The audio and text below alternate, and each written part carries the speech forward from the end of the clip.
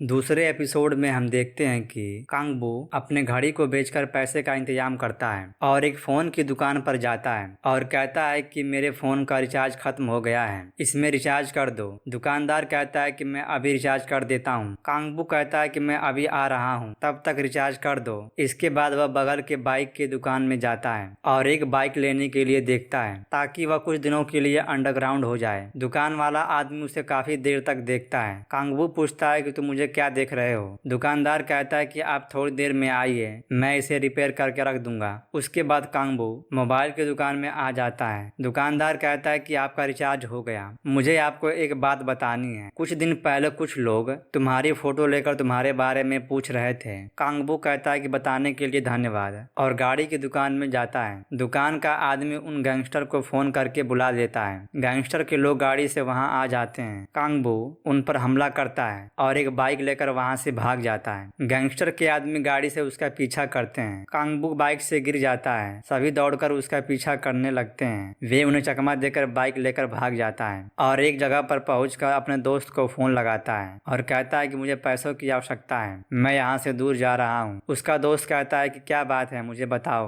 तुम अपनी लोकेशन भेजो, मैं वहाँ आ रहा हूँ। कांगबू कहता है कि मैं अपनी लोकेशन भेज रहा हूँ, तुम रात को 9 बजे आ जाना। कांगबू कहता है कि तुम कहाँ पर हो मेरी छोटी बहन, और मॉन्स्टर का इनविटेशन कार्ड देखता है। इसके बाद हम ग्रे टीम के ऑफिस को देखते हैं जहाँ चुलमिन का साथी पैरासाइट से संबंधित सभी केस की फाइल को जून क्यूंग के पास लेकर आता है और कहता है कि मैं आपकी इन्वेस्टिगेशन में सहायता कर सकता हूँ। जून क्यूंग कहती है कि धन्यवाद, मैं खुद कर लूंगी। वो कहता है कि आप इंसानियत के लिए अच्छा काम कर रही हैं, मैं भी इंसानियत के लिए काम करना चाहता हूँ और आपके ग्रे टीम में शामिल होना चाहता हूँ। इसके लिए मुझे क्या करना होगा? जून क्यूंग कहती है कि मैं हेडक्वार्टर से आपके बारे में बात करूंगी, पहले आप हमारी इस रिसर्च में हमारी सहायता करिए। वो अपना कार्ड देता है और कहता है कि मेरी कोई आवश्यकता हो तो मुझे फोन करना, और वहां से चला जाता है। उधर सुइन सुपरमार्केट में काम कर रही होती है। तभी उसके अंकल आते हैं और मार्केट से पीने का सामान और चाबी का गुच्छा लेते हैं। सुइन कहती है कि अंकल आप यहाँ? चुलमिन कहता है कि हाँ, मैं तुमसे मिलने आया था, मैं तुम्हारा बाहर इंतजार कर रहा हूँ। छुट्टी होने के बाद सुइन वहाँ आती है और पूछती है कि आप अचानक यहाँ कैसे आ गए? चुलमिन कहता है कि मैं घूमते हुए तुमसे मिलने के लिए आ गया। चुलमिन को सुइन द्वारा दिए गए पीठ पर घाव के स्टेटमेंट और उसकी रिपोर्ट को देखकर उसे डाउट होता है और वो बहाना करके कहता है कि तुम्हारे बाल पक रहे हैं, मैं इसे निकाल देता हूँ, और एक बाल तोड़कर निकाल लेता है। सुइन कहती है कि ये तो बाल तो काले हैं। चुलमिन कहता है कि मुझे यहाँ से सफेद दिखाई दे रहा था। चुलमिन देखता है कि जून क्यूंग द्वारा कही गई बातों के अनुसार उसका बाल नहीं मुरझाया।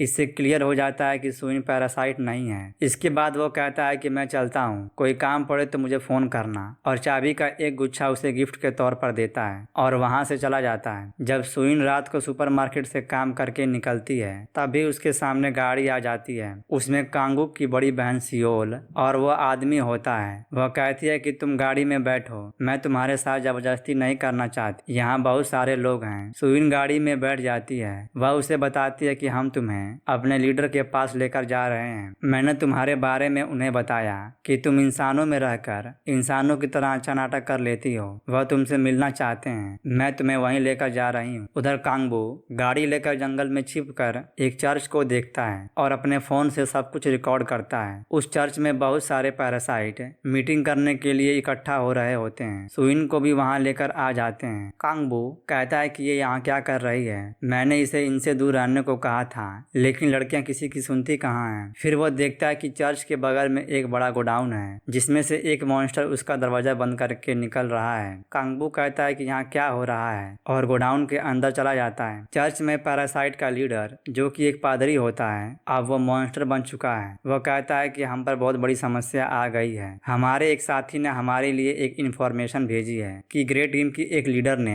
हमारे एक साथी को पकड़ लिया है और उसका इस्तेमाल चारे के रूप में हमें पकड़ने के लिए कर रही है। वह हमारे ठिकाने का पता लगाकर हमें खत्म कर रही है। वह जल्द ही हम सबका पता लगा लेगी। हमारा उद्देश्य धरती पर आकर इंसानों को मारकर खत्म करना है। उधर कांगबू फोन की लाइट को जलाकर गोडाउन में चारों तरफ देखता है तो उसे वहाँ इंसानों की लाश प्लास्टिक में पैक करके रखी हुई दिखाई देती है। तभी वहाँ एक आदमी आ जाता है और उसे डाउट होता है कि यहाँ कोई आ गया है। वह पैरासाइट बन जाता है और चारों तरफ उसे ढूंढने लगता है। कांगबू उससे बचने के लिए लाशों में इधर उधर छिपने की कोशिश करता है। उसे एक जगह पर उसकी छोटी बहन की लाश दिखाई देती है। वह उसे देखकर रोने लगता है और गुस्से में आकर एक लोहा लेकर उस पर हमला करने लगता है। पैरासाइट भी उस पर हमला करता है, पर कांगबू गोडाउन से बाहर निकल जाता है और दरवाजे को बंद कर देता है। सबको इंसान के वहां होने की भनक लग जाती है। उसका लीडर कहता है कि यहाँ कोई इंसान आ गया है, हमें उसे सबक सिखाना होगा, जाओ उसे खत्म कर दो। सुइन की चाबी चर्च में गिर जाती है और सुइन वहां से भाग जाती है। वे सभी निकलकर उसका पीछा करने लगते हैं। कांगबू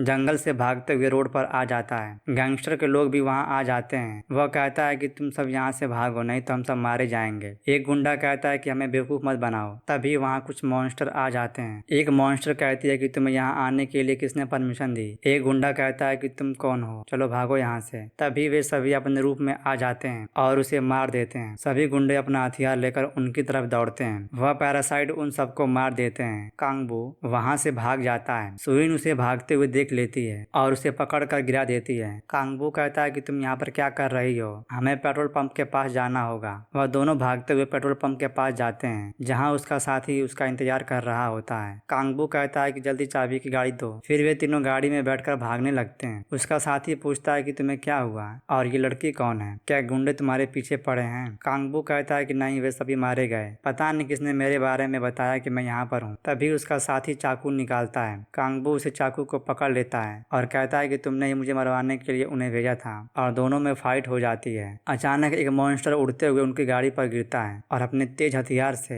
गाड़ी का ऊपरी हिस्सा काट देता है। हेडी अपने रूप में आ जाती है और सुइन को बचाने के लिए उससे लड़ने लगती है। वे दोनों गाड़ी से नीचे गिर जाते हैं और आपस में लड़ने लगते हैं। काफी देर लड़ाई होने के बाद वह पैरासाइट कहता है कि तुमने हमें धोखा दिया, तुम हमें से एक नहीं हो, मैं अभी लीडर को जाकर बताऊंगा। और वह उड़ने की कोशिश करता है, पर हेडी उसे पकड़ लेती है और उसके दिल पर हमला करके उसे खत्म कर देती है। इसके बाद सुइन बेहोश हो जाती है। उधर वह दोनों फाइट करते करते उनकी गाड़ी डिसबैलेंस हो जाती है और गाड़ी खाई में लटक जाती है। कांगबू अपने साथी को उठाने की कोशिश करता है। वह कहता है कि मुझे माफ कर दो, मैंने तुम्हें मारने के लिए सुपारी ली थी। जब वो गाड़ी से उतरने की कोशिश करता है तो गाड़ी से लटक जाता है। उधर सुइन को होश आ जाता है और देखती है कि कांगबू गाड़ी से लटका हुआ है। वो नीचे आकर अपना हाथ पकड़ाने की कोशिश करती है। काफी दूर होने से वो उसे पकड़ नहीं पाता और गाड़ी खाई में गिर जाती है। अचानक हेडी अपने रूप में आ जाती है और कांगबू को पकड़कर ऊपर ले आती है। कांगबू अपनी छोटी बहन को मरा हुआ देखकर रोने लगता है। हेडी कहती है कि मुझे क्या क्या करना पड़ रहा है। इसके बाद हम जून क्यों को देखते हैं, जो उस मरे हुए सन की आदमी और सुइन के केस की फाइल को स्टडी कर रही होती है। वो कहती है कि ये लड़की एक पैरासाइट है और दूसरा एपिसोड खत्म हो जाता है।